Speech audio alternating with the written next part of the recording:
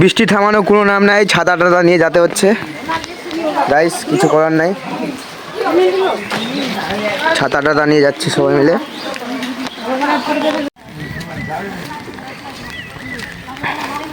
চলে আসলাম সবাই মিলে গ্রাম ঠাকুরের কাছে।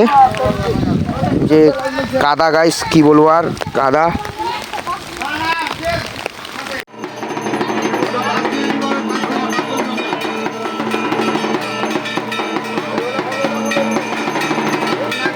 এই যে আমাদের ঠাকুর মশাই ভিজে গেছে, ঠাকুর মশাই ভিজে গেছে আমাদের। ভিজে গেলেও কিছু করবার নাই।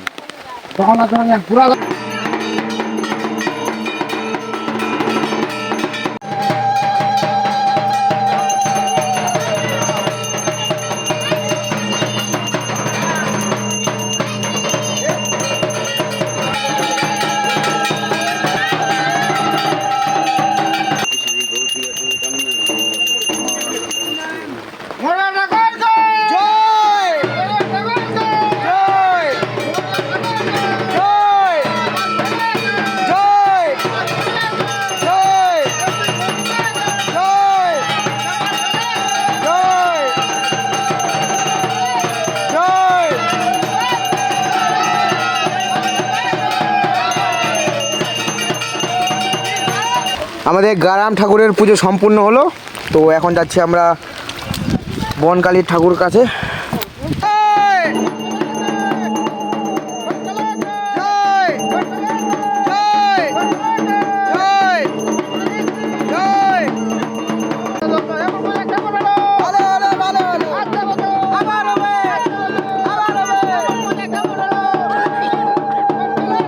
তো আমাদের সম্পূর্ণ পূজা কমপ্লিট, এখন যাচ্ছি আমরা বাড়িতে।